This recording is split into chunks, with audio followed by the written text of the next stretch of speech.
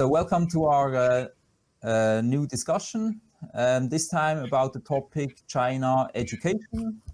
And this time again, we found three great speakers who can tell us a little bit about it. First of all, I would like to introduce you to Miss Lucinda Offer. Lucinda, you're actually in the UK right now, right? I am. I'm in Oxfordshire, UK. Hello to everyone. Mm-hmm. But you're originally from the States, right? From California. Yeah, I'm originally from Silicon Valley, California, San Jose. You know, home of Facebook, Yahoo, Google, and I worked at NASA Ames. So yeah. Mm-hmm. Okay, and you're like your parents. I mean, your ancestors and so on. They were from Mexico, right? Yeah, my yes. So well, you know, California used to be Mexico. Yes, exactly. So it's actually all North America from the top of Washington down. So well, Canada too, right? But Mexico is part of North America as well. That's my point. But yes, so my my ethnic background is Mexican, but I have a bit of French and Spanish as well. So a little bit of of European blood. Okay, nice. And just what I found out is that actually your name, which is quite nice, Lucinda, right? This could actually very well, and maybe Fun can also confirm that your name Lucinda could actually very well be a Chinese name. Because Lu can be a family name in China, and maybe not with C, but with an X, Shinda, right? Ooh. It Does could it have be any meaning? Lucinda. Hopefully it's a good one. No, Lu. Fun? Lu is a Chinese family name. Lu. And Shinda, does that every? No, no. I think It doesn't sound like star. Chinese name. Right. Well, that's cool. I still appreciate the connection there. Yes. So just saw that. But anyway, so you are actually the CEO of the International Mars Society. So I'm the executive director, because Robert Zubrin will let you know that he's the president and CEO. So I sit underneath him as the executive director. Ah, okay. All right. Yes. And you're also the director of education and outreach. I am. We are relaunching our education outreach team, and we're about to do a soft launch come Monday. So just before this meeting, I was working on the website, and that's what I'll be doing right after this interview. Okay. Cool. Yeah. We need more education. Yeah. Exactly right. And actually, so in the UK, you are also the education and outreach and bicentenary officer of the Royal Astronomical Society. Yeah, so it's our 200th anniversary. So we've been around since 1820. Our first president was William Herschel, who discovered infrared. And that infrared wavelength, he discovered the wavelength itself, which led to a lot more research and discovery of the electromagnetic spectrum. So he was our first president at the RAS. That was 200 years ago. His discovery was in 1800. The RAS was formed in 1820. And I have the honor of being their bicentenary officer this year in 2020. So I am head of lots of different projects. We're having an art installation of a bicentenary timeline. We're doing an Instagram website newsfeed of a timeline. I'm doing the bicentenary talks online, which we do every month. And we've had lots of events before COVID. We had a huge celebration in January, which was, I think, January 23rd, 2020 was our 200th celebration. Wow. Congratulations. Thank you. Yeah. To the next 200 years, right? That's right. I would say, yes. Yeah. And also in the UK, you're also the vice president of the Mars Society UK as well. And actually in China, you are a co-chair and lead teacher of the Mars Scholar Project for Worldshaper, right? Yes. And I look forward to telling you more about Worldshaper. Yes, yeah. That will be another question then. Yes. I won't go into it now. Wait. Okay. Yeah, and then I would like to introduce Miss Liu Fen. So, Miss Liu Fen, you were born in Nanning in Guangxi province in China. Yeah. Yeah. Which is in the south of China, right? It's not far away from Guangdong province, so from Guangzhou, Hong Kong, Zhuhai, Macau, and so on. Yeah. And actually, so I mean, you were born in Guangxi, and then later you went to the normal University of Guangxi, and then you became a teacher, an elementary class teacher, right? Elementary school teacher, yes. And you worked for 14 years as a teacher then in China. Yeah. And now you are in Switzerland, and now you are also a Chinese language teacher in Switzerland, right? Yeah. Okay, that's nice. So you see both places a little bit, yeah. Yeah. Yes. Yeah. Nice. So, and our third guest, like always, is Lukas, Lukas Saul. And Thanks, Carl. so you, I mean, you just fit to any discussion that we do somehow, because you do so many different things. Well, same like Lucinda, I would say, right? And so this time, actually, you are here because you also have a lot of experience with education in China. I mean, not just in China, but also in the States and in Switzerland and so on, right? So, for example, in China, you're a professor of electronic science at the Hefei University of Technology. Yes. And previously, you've also been an assistant teacher, I would say, at the University of Bern in Switzerland for space science, right? Yes, physics. And in the United States, you were also an adjunct professor at the Wentworth Institute of Technology in Boston, right? True. Yes. Yes. So yeah, great to have you here again, Lukas. Thanks, Carly. Yeah. Thank you. Yeah. Important topics, so thanks for getting us to think about them. Yes. So, okay, so this time I've again found something interesting on the web, and I would quickly like to introduce this little story to you. We can discuss it a little bit later, but yeah, mainly it will be the questions then. So let me quickly switch to this presentation.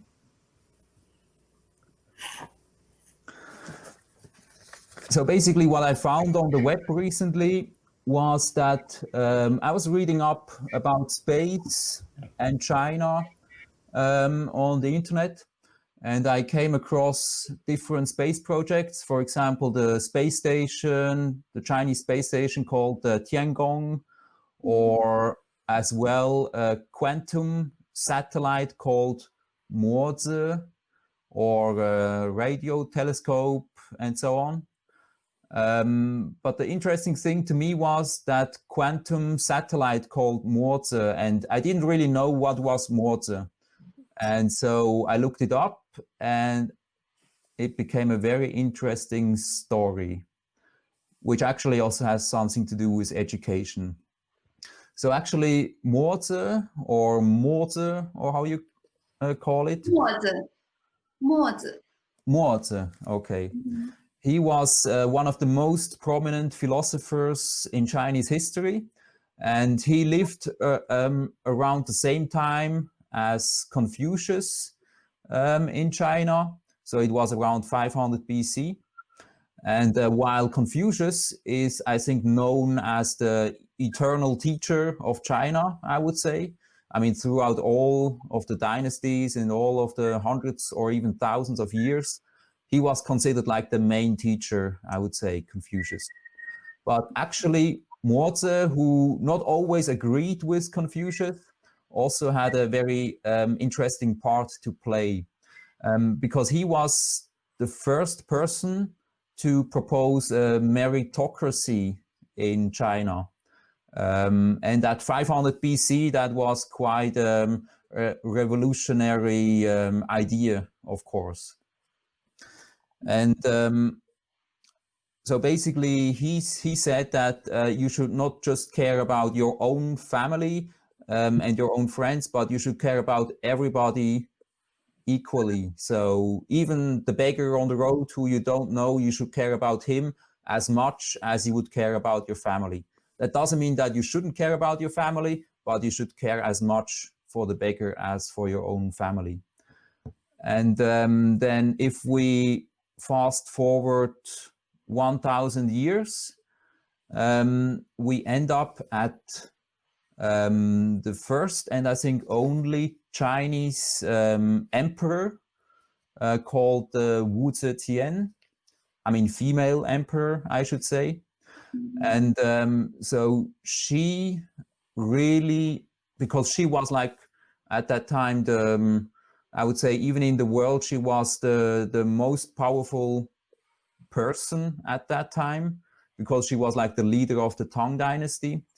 And of course, a lot of people in China didn't really like her, because they always had the mindset that the world should be ruled by men and not by women. And of course, therefore, they didn't really want to cooperate with her, which in turn only left her with the option of actually turning her whole administration to a meritocracy. So actually, they would find the best people for the job and then basically use them for this job. This led to a big, how to say, to a golden age for Chinese culture. And also, of course, to find these people, you first need to educate them, and you also have to do tests to actually know who are the best ones. And therefore, I think she applied some of the thoughts of the philosopher Mozi, probably of Confucius as well. And yes, therefore, kind of brought the Chinese education system to the next level. She actually also was the first person to introduce dedicated public teachers in China. And it was, I don't know whether it was during her reign, but at least it was during the reign of this dynasty, of the Tang dynasty, that the people or the families who had children who could not afford to go to school would be financed by the government to actually go to the school. So it was some kind of like a subsidy. And yeah, so this was 680. I don't know, Liu Fen, maybe a question to you about that. I think for many women in China, Wu Zetian and also the Tang dynasty is considered like their favorite dynasty or their favorite time in Chinese history, right? What do you think? In Chinese history, Tang dynasty is a golden time, absolutely, for us. Yeah, because you know, from the map you can see the land much larger than now. Also, there are a lot of multicultural. A lot of culture can come in. Then it's a very open time. I mean, the policy is quite open. Also, the people's mind for the empire, yeah, they are so open to accept different culture. Yeah, for us, it is amazing time. Also, nowadays, a lot of people, they want to reflect our culture, compare with the Tang dynasty's policy, compare about culture. They also want to learn again the culture from the past. Yeah, the classical culture, the essential idea, source, literature, like that. Yeah. And incidentally, it was also the time where the Silk Road was, I think, at its height. So there was like very international trade and exchange of culture and all of these things. Like actually our discussion today, we're also quite multinational and yeah, all of these things. Okay, well, thanks a lot. So that was about that. And now we move on to the questions. So the first question I would like to ask Fen. And the question is, what is the Gaokao and why is it so important in China?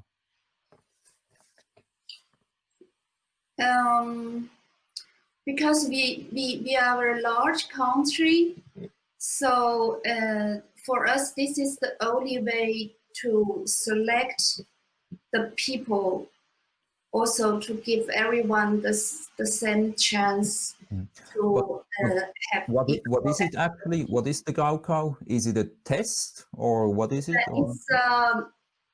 It's a unified test in the whole country after high school. It's about because we have 9 years how to say computer education, like that. Then after high school we have the examination for the whole country. Then with the same test, everything same. Maybe different province have something different test paper, but mainly is almost same. Then later they select the students according the notes. So they have different level, because we have different level university, like when you know achieve different level university, then you can apply for different university according to your note. So in China, it is very, very difficult to enter a top university, right? So the competition for the students, it's very, very tough. So they learn like almost day and night before this great test, right? Before this Gaokao. Yeah, because it's like we devote so many years of learning just for this examination, because it will affect our life. It can change your life depending on which university you can go. Yes. At least for all the children in China, this is in front of nose, in front of the examination, everyone is same. It's a fair. Yeah, that is why so far we cannot find other way to replace this examination. Yeah. So it's kind of meritocracy, I would say, right? Yeah. It's very tough. So the next question is to Lucinda, and I would like to ask you, do you think in China there is a greater demand for educational outreach than in the West? I mean, from what you see with Worldshaper, do you think this kind of thing could work like in the UK or in the US or so as well? Or you think this is a little bit more specific for China because they're really crazy about education? Well, first let me say that Wu Zetian, yeah, she sounds amazing. Like she was just amazing. And it sounds like a very fruitful direction to go in when you open up and invite other cultures and how other people think differently. And I think that's what the Mars Society was interested in doing. In some respect, Carly, as executive director for the Mars Society, I owe you a bunch of gratitude because you became one of our first Asia coordinators. Right? Do you remember I that? just did a little bit, but yeah. You know what? All that mattered was I knew you were there for me if I needed you. And that was just really, the support of that was really fantastic of you. So thank you for, over the years, the many years that I've known you, you've been very generous with that. Yes. Well, thank you for working with me together even. So starting from there with you, Carla, and when I came on I've been executive director since 2009. I did a little hiatus to move to the UK. And then I came back strong in 2015. And my goal then was to really grow the Mars Society worldwide. And that began opening up our borders, opening up, as an international organization to other countries. And when I moved to the UK, that helped me do that because I was no longer sort of in this bubble that can be America sometimes for Americans even, thinking that maybe not a lot else exists for them sometimes. So that took me outside of that. And we started with a chapter in China, and it evolved from there. And this current director of China held some activities, and that then brought Dr. Zubrin into China. And then that is how Worldshaper found us. They attended this event and went straight up to Dr. Zubrin to meet him. And they were already an education organization or entity in China. So they were already doing lots of different types of education in China. I think what this special group was, they understood that China's now, becoming a force in space exploration, and they've reinvented themselves. I know they have a long history of amazing technology and science and intelligence, obviously. Goes without saying, really. But they decided all of a sudden they were going to put a lot of money and focus on human space exploration. And it's so exciting that Worldshaper wanted to take advantage of that because the government starting to, you want to do something to bring to light and inspire the Chinese citizens about human space exploration, you get some money. You get some money. And so Worldshaper wanted to take a part in that. And they invited me to teach in July of 2019, where we just sort of dived into the deep end and created a 2-week Humans to Mars kind of summer camp, which I have done before in the United States and in the UK. Because as you may know, the US is pretty much, astronomy and space science has always been a huge part of our curriculum since the Apollo days and afterwards. That was sort of the legacy of that was in our education system. It's a huge part of our education system in the United States. The UK, not so much. Matter of fact, they've sort of chopped some space science out when I started teaching here in 2014. And so the fact that China was so excited and was not just saying they want to do something about that, but they put money behind it. And they opened it up to anyone who was interested. Worldshaper jumped on it, and it was fantastic. So that 2-week session, I stayed there for I think 6 weeks. We went to all different places. I think Worldshaper is in Hangzhou. Okay. And I think we taught in Hangzhou, but we also were in Shanghai. And we had students come from very far north and very far south to be with us for this 2-week Humans to Mars, and it just took off from there. But I thought it was really well received. That's how it started, and it's snowballing. So, and I got to see a lot of other great outreach events happening in China at the time, like pop-up museums that were just brilliant and very exciting and inspiring. So basically, in China, you think they're really serious about education, right? So yeah, they're serious when they're willing to put money behind it. Absolutely. They wanted action, and they wanted people, and they're looking for people to do high quality things. Okay, cool. So good. Then the next question is for Lukas. It's a little bit a difficult question or a tricky question, I would say. What do you think, Lukas? Is it easier to teach students from the West or students from China? And what are the differences? That is a difficult question. Yeah. Always the individual matters and the situation. I enjoyed even just some English teaching was nice. Got some good students. I had a couple good students in the high school. In some sense, it was harder to teach in the high school there because of the sort of regimented curriculum that happened to be in place for the class I was teaching, which was not very useful. But once I was able to get past that and work with the kids, some of them were really curious, and in some cases maybe easier to teach because they had more background, a little more pressure perhaps. In other cases, the language barrier is of course difficult. Even teaching in Switzerland was difficult because of the language barrier.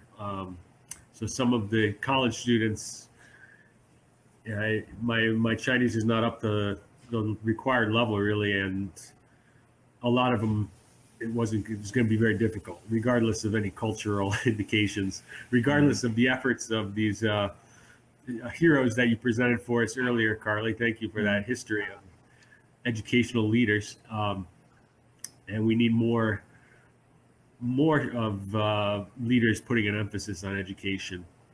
And certainly it's easier to teach in China in situations where there's more weight on the education and there's more support for the teachers. And it's interesting. I tell a lot of my friends here that, what do you think the big money-making things are, in China, and it's for the mafia, or it's like here in America, people would be like selling drugs or doing different kinds of things, and China, it's really the education is one of the top things people spend money on. So that's fabulous. Yeah, so that helps. I mean, actually, right? The families, maybe Ben, maybe you can quickly say something about it.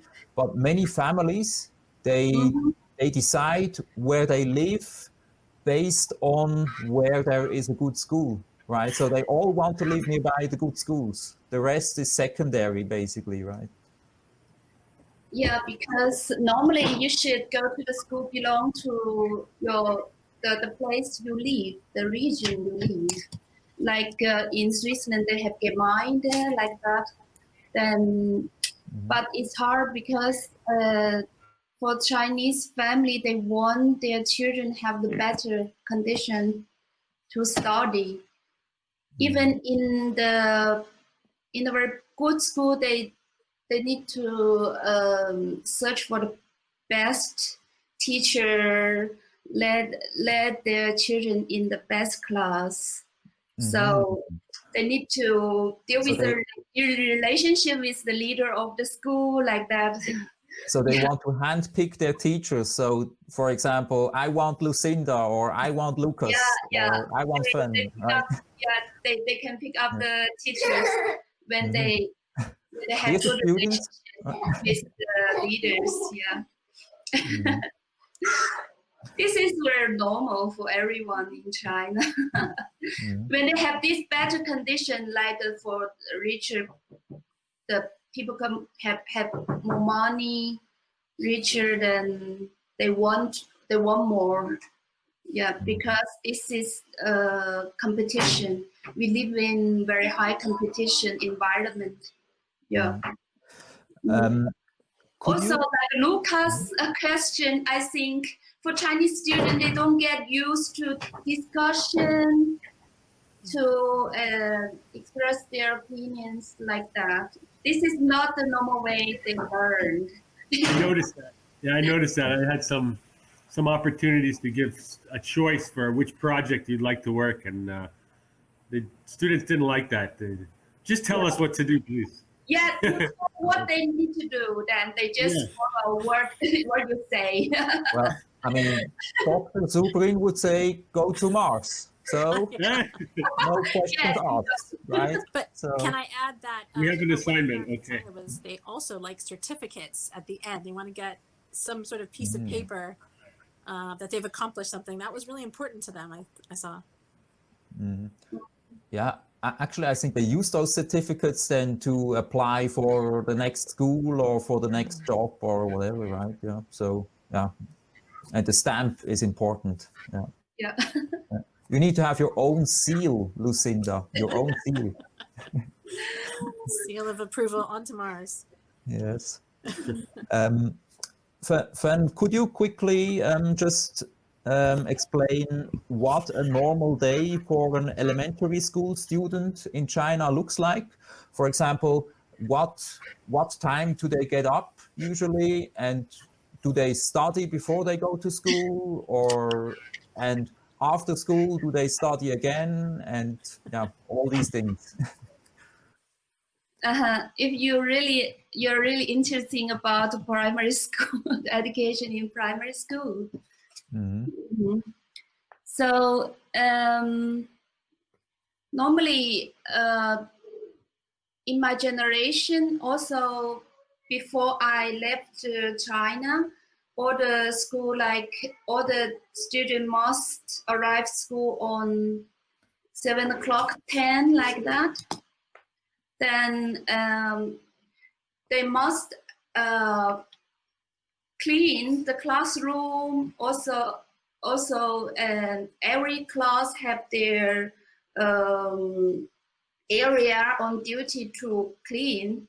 So this is the first thing they must do in school. Also, Before the last school starts, right? Yeah, after the school also, they must clean classroom, also the playground on the school, in the school. So later, just free reading. They need to read the book on their own. Also, maybe they has how to say the student also, they select the leader, you know. Student The leader lead, of class the leader. Yeah. Or that, yeah. Then they must lead the other student to read the whole class. Yeah, It's like an assistant, kind of, yeah. right? Yeah. Assistant, yeah, of teacher, but we call it like head of the class, like that. A little chef. Okay. And you also get your certificate with a stamp, right? When you successfully did that, right? Yeah. No, I don't think. There's a little bit of that in the UK, where they have houses at schools here. So they try to find head boy, head girl. Yeah. And they create different houses. It's kind of like Harry Potter in some schools here. Yeah. Kind of, yeah. Really interesting, yeah. Yeah. So after it's about half an hour. I think after that we will have breakfast together. In school. Breakfast. Yeah. Okay. Breakfast. After breakfast, it will be 4 lessons. Every lessons will be 40 minutes. Between each lesson, we'll have 10 minutes break. Like that. It's quite tough. Just till 11:30, I think. Then after that, a lot of students stayed in school to have lunch. Then take a nap in school. For those parents need to work, they need to pay to the school for the lunch, also for the bed to take a nap, like that. So it's about 2 o'clock in the afternoon. We start the school again in the afternoon. In the afternoon, normally we have 3. We have 3 lessons in the afternoon. Also 40 minutes for each, then 10 minutes for break, like that. Yeah. So it's quite tough. Totally, we have 7 lessons a day. Mainly, it's about 2 Chinese lessons average per day. So this is most important lesson, Chinese literature, I think. Then later is mathematics, then English, then we have sport and music and painting class This is normal classes. Then also some moral education. Ethics, basically, right? Yeah. Sounds strange for you, moral. Well, Moral we have ethics as well in the West in school. Yeah. also. Yeah. Also, it's like about the social education. How can you behave better in school or at home, like that? And homework? Do they have a lot of homework? A lot, yeah. How many hours? It depends. If before test, you will have a lot of homework. Normally, it's about more than 1 hour. Every day, yeah. Yeah, in my generation, I have to work the whole night sometimes. Yeah. It's quite demanding. Yeah, for Chinese, maybe you have at least 1 hour. Then from mathematics, you have more like that. And these days they maybe have less homework, but they have after-school classes, right, which are paid by the parents, right? For example, music or sports or coding or other things. Yeah, because it's about the incomes for the school. At the beginning, we don't have that. We just have general salary from the government. Then later, we create such after school class like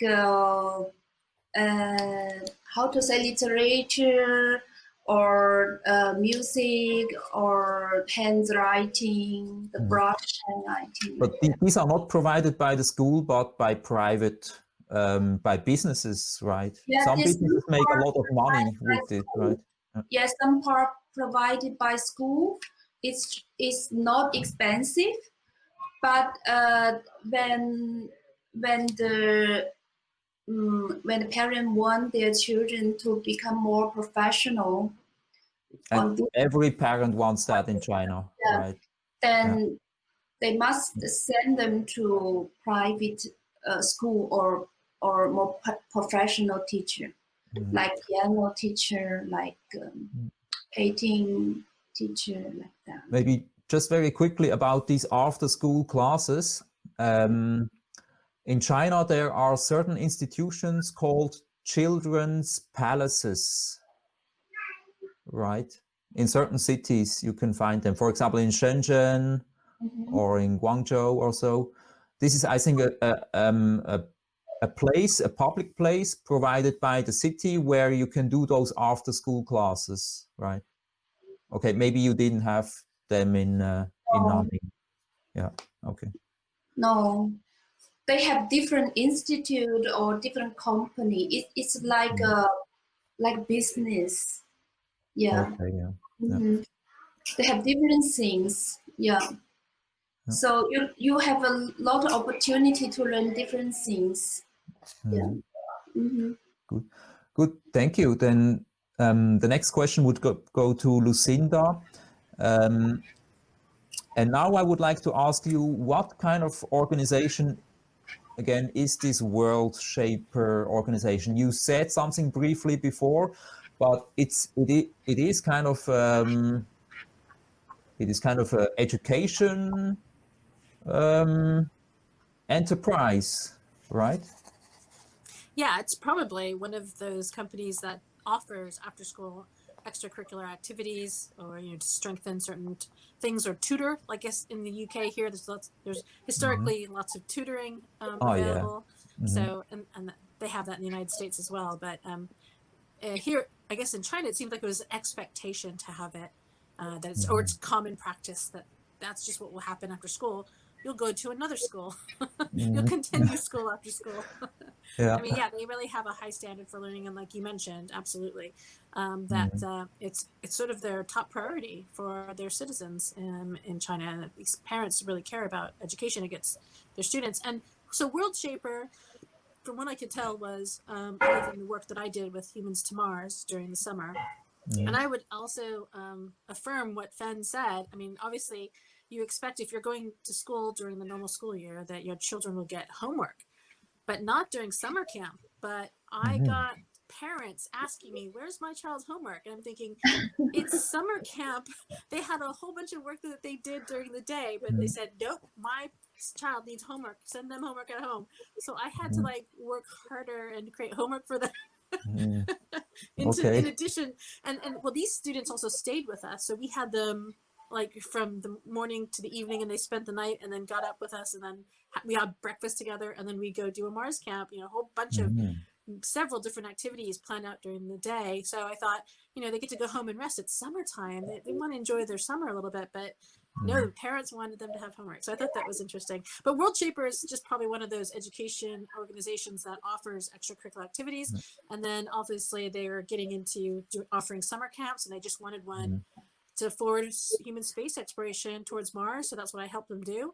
And now they've created a rover kit. So maybe this branch of Worldshaper gets to sort of not experiment or kind of do these more fun or different. I think like Fen said, and maybe you mentioned this, Carly, as well, which is, you know, they want something exciting and different and the best. What's the best? Well, I suppose Worldshaper came to the Mars Society to deliver the best Humans to Mars education program for their child. And so hopefully that's what we delivered. I'm imagining so, because it got really popular afterwards. And they went on to build a rover kit that's now schools are buying. And they've got lots of really great ideas that I've been helping them to implement for after school, for summer, and during the school year actually as well. Wow, it's very innovative. I mean, I wish we had these kind of things in Switzerland. I mean, of course, we're the world champion in innovation, but I wish we had these things in Switzerland. Yeah, I agree. These are things I wish we had in America too. I mean, especially for very Mars oriented, but it's sort of the sign of the times now. Mars, you know, I've been in Humans to Mars for over 20 years now. You know, before I joined the Mars Society, I've always been interested in Humans to Mars. My father, when I was born, worked at NASA. And then he retired from Lockheed Martin. So I always had very rich experiences in space and space science and human space exploration. So, you know, I think this is just kind of the standard now, Humans to Mars, because of Elon Musk, and space programs are countries, India, not just the United States anymore, India, China, obviously, Saudi Arabia, you know, they had the Hope mission. So we were meant to have 4 Mars missions launch. I thought it was only 3, but it turned out, you know, ESA, NASA, China, and who am I missing? Does anybody know? There's one. I think Saudi Arabia. The UAE. Apologies, the United Arab Emirates, right? One of them didn't make it because ESA postponed. So, but 3 launched successfully, and they're on their way to Mars now. They'll be landing in February. That's the most Mars missions, you know, they were all pretty much back to back at the end of July, beginning of August there in that launch window when Mars is in opposition. So it's very exciting and also amazing that these launches went ahead with COVID happening. I mean, talk about obstacles put in their way. So a very exciting time. Humans to Mars, or just Mars and space exploration. Very, very exciting time. Wow, you're living in the right time, Lucinda. You were made for these days. I have a little fun fact, but I have a fun fact. So my father worked at NASA when I was conceived, and it was the week of the moon landings. And then, you know, if you do the math, I was born on Earth Day, on the genesis of Earth Day. So every year I have a birthday, it's celebrating Worldwide Earth Day. And then I'm the executive director of the Mars Society. So I have elements of the moon, the Earth, and Mars in my life. So. Cool, wonderful. I mean, I'm speechless. Okay. Next question. So the next question is for Lukas. And again, it's a tough question, like all the questions to you, Lukas. So prepare yourself. Yeah, so basically the question is, what do you think is the reason why the students in China study so hard? Because it's like I mean, it's like they're for certain years of their life, it's like education and nothing else almost, right? Yeah, I guess there's a couple ways to answer that. I mean, one is that there's a lot to learn, a lot of competition. I mean, just start with the language. You have to mention that studying and learning characters takes some time and requires putting in the effort. Perhaps a little more. I mean, that's true of any language, but it's an excellent exercise to learn some characters. I recommend it, even though I could use more help myself, but I still working at it. So that's part of it. Another part is some of the other factors we've discussed, perhaps some of the cultural leaders in the past that you mentioned, and the emphasis from parents and society that pushes you. You know, we are social animals, and so we are pushed by the times that we live in, and there's a lot of pressure right now to study. Sometimes it's not. Sometimes it's not all. When you say study hard, do we mean are we learning quickly, or do you mean do we have no time for anything else? Maybe we're doing well, just putting a lot of effort, for example, a lot of time, a lot of money, yeah, also a lot of pressure, right, from the parents and so on, right? Yeah. It's true, but there are exceptions too. I think that I've heard a lot of complaints from some people in China that today's generation is not quite as pushing as hard as earlier ones. There's a sort of what do they call it, baby emperor, where there's a lot of rich students who don't really have to study that hard. And also, right? Yeah, exactly. And I've heard some teachers complain about people not studying, and so there's a whole spectrum. But yeah, I don't have a great answer for that, other than the cultural system and the language. There's we could take that towards space science or towards computers, technology. I don't know where you want to go with it, Carly. Maybe just a quick remark, and I would like to ask you whether you agree. I mean, the reason why these kids study so hard is also that there is a real chance that if you study hard, it could bring you further, right? So there is some meritocratic aspect that if you do your work, then you have a good chance to advance in your career, right? Whereas if you would study hard and you would have no chance to move up, right? Then you wouldn't study hard, right? That's part of it. I think that's part of it, but I don't think it's all that much. There's still, an element of guanxi and an element of. So guanxi is just connections, right? It's kind of yeah. Yeah, sometimes it's not always a meritocracy. I mean, we love to have it, would be great, but there's people printing currency, and there's a hierarchy, just like anywhere else in the world. And I think that it's a mix, right? It's a mix, but it does matter, right? Yeah, I get a lot of my insight on this question from my daughter, who went to elementary school in Hefei and also in elementary school in America. Maybe you have similar experience, Fen, and to get to see the comparison. And yeah, really, the question we should be asking maybe is not why China has this good education, but what are the problems we have with our American education? Perhaps maybe looking around here, it's more of a pertinent question.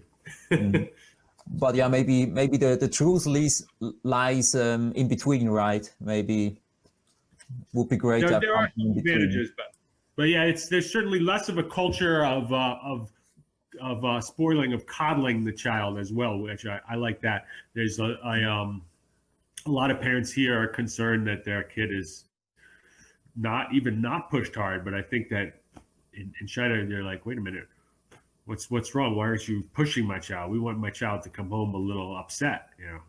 And here it's the child comes home upset. The parents are like, oh no, we're just going to cut that class out. Okay. That's a cultural difference we need to work on. Yeah. I was going to ask if I can. Yeah. Well, I lost the question I was just about to ask. I guess. I was wondering if it's kind of like the UK where there's not a lot of spaces. You know, there's only so many seats at universities because the UK is so small. So there's a lot of competition, and they take a national test as well, the GCSEs and the A levels, and then those at the top, you know, get placements, and those at the bottom have to kind of find another means. Is that one reason why in China they might do this national test, because there's so many students, you know, trying to get into specific universities? Yeah, maybe Fen, maybe you could reply. Do you know, for example, the top university in China, I think is Tsinghua University, for example, right? You have to switch on your microphone. Sorry. Oh, yeah. I can switch it on. Microphone.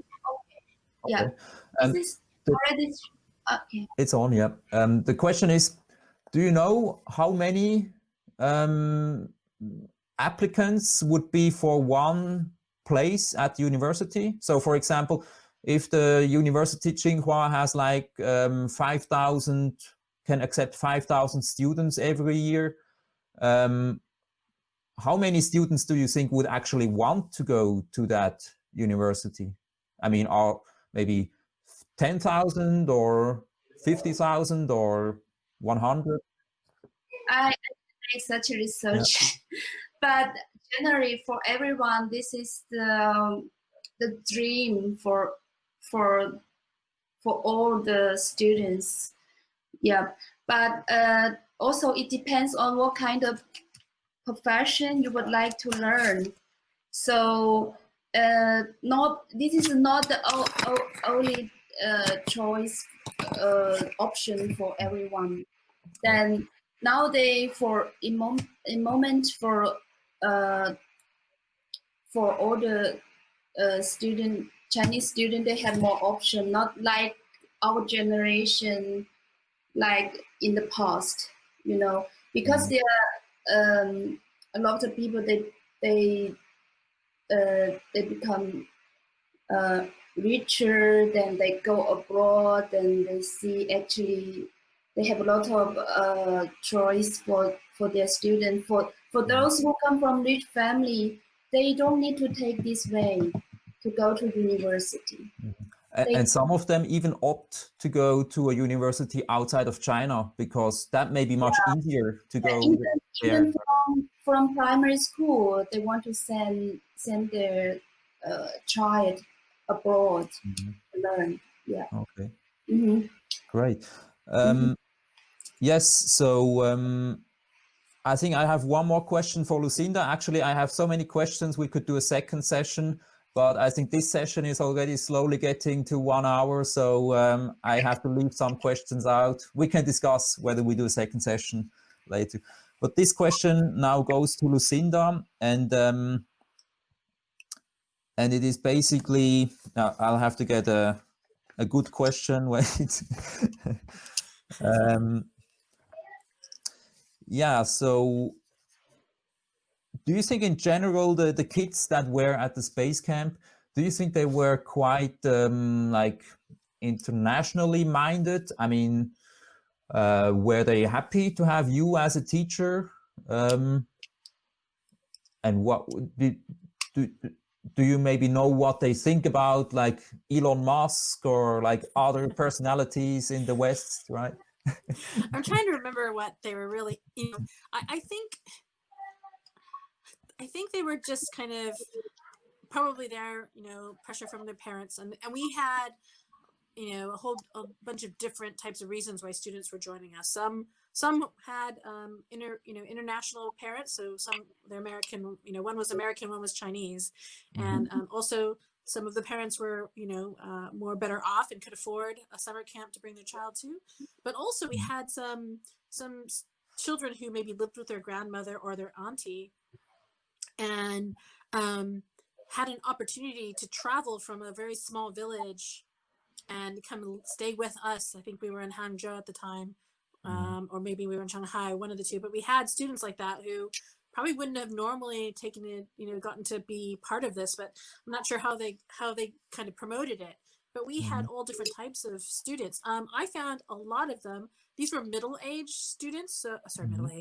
Middle school students. Yeah. They were middle school students. Yeah. So not primary and not high school, right in the middle there.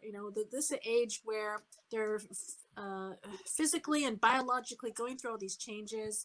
They're usually like bright-eyed and excited about anything you want to teach them. And so I think they kind of came initially thinking, oh, this is going to just be some normal kind of class. And then as summer camp, and then as we continued on, I mean, they had a ton of questions. It got really exciting for them. We're talking about space. They asked a lot of questions about the American space program. And of course, I think it was the 50th anniversary of the moon landings at the time. Yeah. 2019, last year, June, July, right? Yeah. And so that was really exciting to kind of be a part of that, to talk about human space exploration and celebrate it with them. And we, I think at the end, they were just so happy and gracious and thankful that we had that opportunity for them. And we're still in contact with some of the students. And I think they still see them because now they have, robotics, Mars mission robotics kind of courses. And so some of them continued on. But I was really proud of the fact that they didn't all come from rich families. But I have to say, maybe we were, as an American, maybe I was a bit, they were overwhelmed by me because I felt a lot of them are very shy. Or like you, Lucinda, right? Maybe it's because what Fen said, maybe they don't know, they're taught not to talk or interact. They were very gracious. They were very, spoke to me very respectfully. And I just wanted them to be kids and have fun, for the most part, and just enjoy kind of what we were offering them and this different perspective about their future. We took them to one of those pop-up museums, and that was just amazing for them to see that. They got to see all the models of the Chinese rockets. They got to see a model of the space station that China is going to put up. Wow. That's going to build. This is a phenomenal pop-up museum that was created for the space, to get everybody excited about Chinese space program. Cool. And this was before their launch, right? They had a launch. They've launched something to Mars, right? Yeah. So that was. Yeah, they have, I think, a rover also. Yeah, it's doing three things. It's going to orbit Mars. It's going to land on Mars, and it's going to deploy a small rover, very similar to the moon mission. But China, amazingly, no one's done that before. Landed something on the far side of the moon, and they they also put a satellite on Lagrange 2, so that they constantly had a line of sight with Earth, so that even though there's objects on the far side of the moon, they have constant communication between it and Earth. Just amazing. And so I'm really excited for them, because if they're repeating the same sort of launch capabilities and landing capabilities that they did for the moon, obviously there's a different planet, different gravitational, different pressure, atmosphere and stuff. So I have no reason to not believe it's not going to be successful. So. I mean, I still think probably, sorry, Lucas, yeah. Jiayo. We hope it will be successful. Okay, yeah. I have one question. What kind of student allowed to attend this camp, or just you need to pay for that? For those people who can afford that, then it was a paid summer camp. I don't know if they offered scholarships. They may have done, but it was definitely a paid camp. I don't know how much it cost. So I think I imagine they would have just had the standard costs for a normal camp. It was a 2-week camp that we offered. And it was also a stay over camp, because a lot of them was traveling from far distances. So they stayed with us at, the hotel that we were staying in. So that sounds expensive. Yeah. But we didn't have, I know that some of the students weren't very well off. So there must have been some sort of scholarship or, scale Maybe it was because it was a pilot program. It was our first time doing it, and so that's possible. But I don't know the financial. I don't know. Yeah. Okay. How to select the students? Yeah, I don't know. A lot of people live in It's amazing. cities, and that makes it a little difficult to do stargazing. I found I like to ask students a basic question like, if you were on the moon, how often would the sun rise?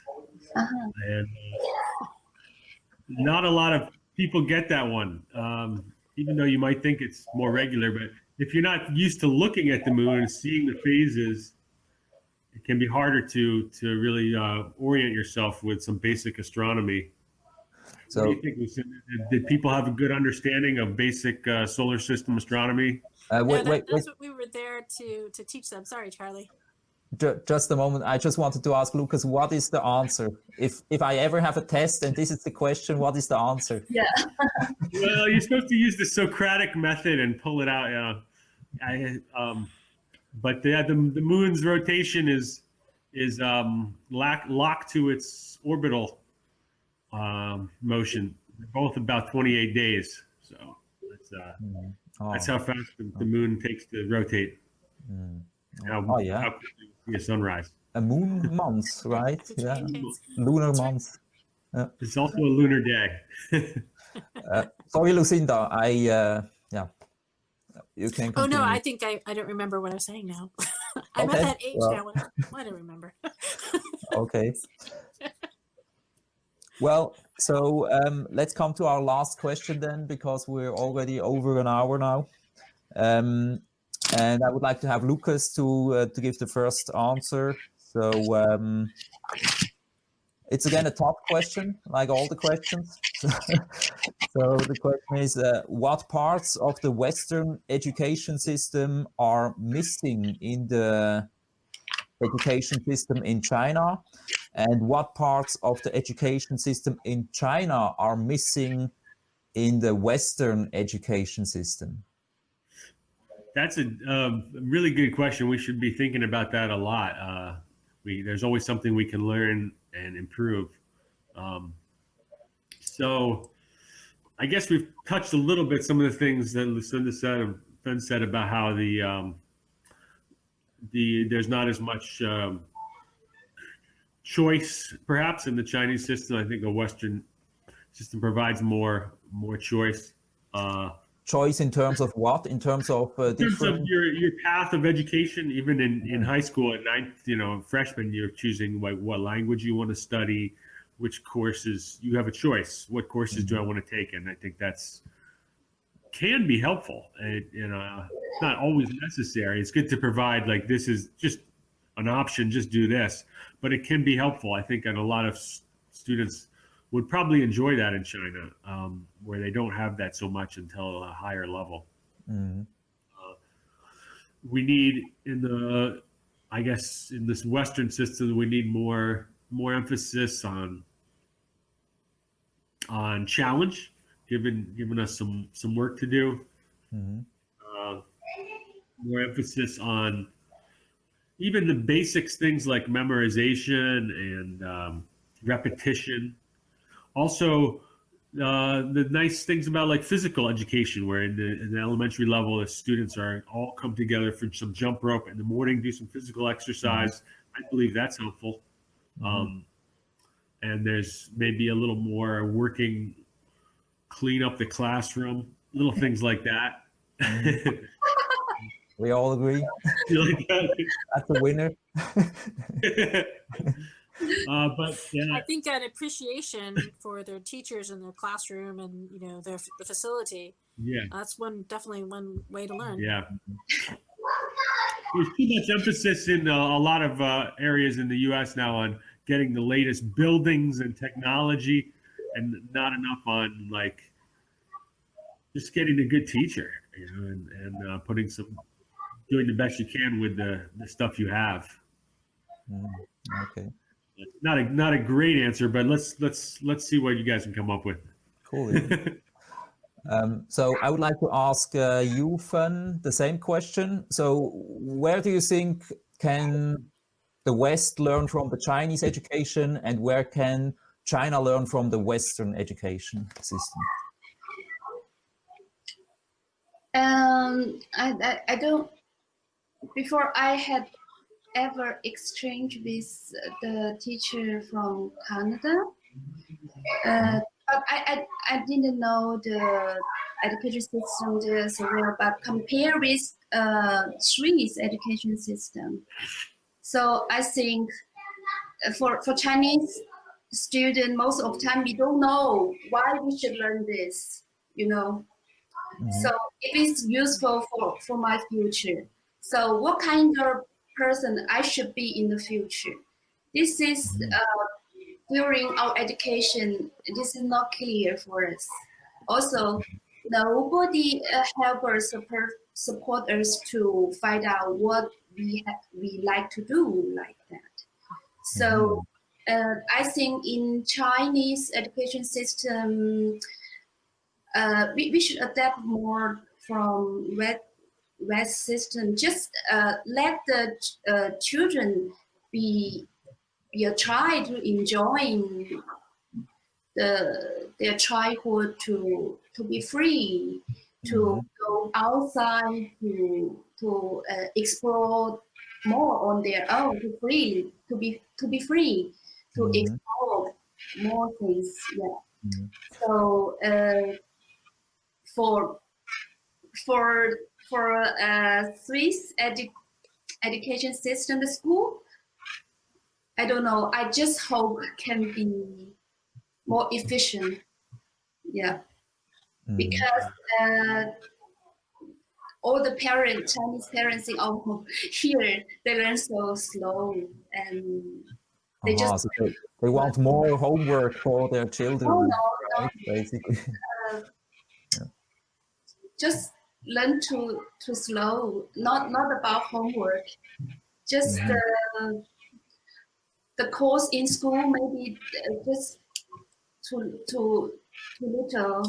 They have only half days in school.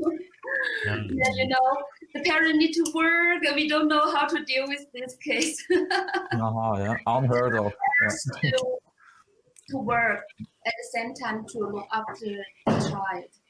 Yeah, we just need maybe the children more time, stay in school, then learn more different things. So also for us, I don't know why they have religion the course about religion. This is something I cannot understand. It's a cultural thing, I would say, right? Yeah. But in China, you said you have ethics, right? This is kind of similar because, you know, in religion here in the West, you also learn more or less ethics, you know. Okay. So it's kind of that. Okay. Cool. Yeah. Okay, then I would like to ask you, Lucinda, the same question. Where can we learn, and where the other way around? Yeah. Well, I mean, to be honest with you, I've never really experienced much of Chinese, standard education. I performed summer camp, and then I was part of these kind of extracurricular robotics kits. And we also, I forgot to mention, we also did Humans to Mars CPD for teachers, so career professional development. We're basically training teachers in China to teach a Humans to Mars, lesson or curriculum in their classroom. So we're trying to build up future Mars teachers in China. But I mean, from what I've heard from both of you is, it's a balance. I wouldn't say, yes, America is very freeing, and I did appreciate having the freedom to choose kind of what I wanted, and also the opportunity to do it in so many different ways. In the UK here, they bottleneck everybody, and you don't really get to take extracurricular activities. You don't even get to do like cheerleading squad. They don't have anything like that. I thought that was just amazing that in the United States, our extracurricular activities, aren't just necessarily playing a sport or playing an instrument. It could be like chess club, or it could be cheerleading, or it could be, it could be something that's completely different or playful. That is also learning. That is also playing is part of learning. And I think that that's what everyone should consider. I think in America, they have that, but sometimes it's too much because I don't think there's a sense of students taking university seriously.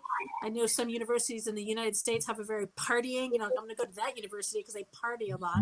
And so that's too much of that. So again, a balance. I think we can, let's go create a whole new standard of education on Mars. I'm ready. You guys have all countries in this planet have already had their opportunities. What, thousands of years? Right? So it's time to go. We had our chance, right? Yeah. Okay. Well, I would say we're now at 1 hour and 10, so I would like to close this session. Again, I mean, for me, I'm just addicted to those discussions because every time I learn so many new things and it's actually quite enjoyable. So I would like to thank you for participating today. And I also hope you also enjoyed it and learned a little bit. And yeah, we can still discuss whether we do a second session because I have hardly asked any questions today. I'd like to learn more about how China handled COVID because it sounded like a really smart way. It sounded like I heard one of my friends in China said that, oh, my child now only has to go to school like half day and they took breaks every 30 minutes because it was just too much screen time either way. But I'd love to learn how China, the experience of COVID and learning virtually, because the other countries are now adopting virtual learning. I have to now deal with blended learning, fluid learning, and universities in the UK, all the students are going back, but we had to have a lockdown because all these students at universities now have COVID. So they had to lock down them. And so now they have to go back to virtual learning, but they're at their university. So that's a really interesting topic, I think, of what's going to be the future of education. I think COVID has kind of created this place where it's forced us to change. It's forced us to go through this. We've had technology for a long time. Someone from Silicon Valley, I've dealt with technology all my life, and we've had the ability to be virtual and remote and all that, but we've never been forced to adopt it as the one way. And I think though it's going to completely change the way we do education forward. Wow. In the future, AI technique will be the course. AI course will go into primary school. Yeah, I think they had already started in some province. So it will be interesting to see how it develop in the future. The school educate. Yeah. Okay, so I guess second session decided. And again, thanks a lot everyone for joining in, and see you next time then. Thank you, Carly. Thank you, Okay. Candace. I had a good time. Have a nice day. Have a nice evening. Bye.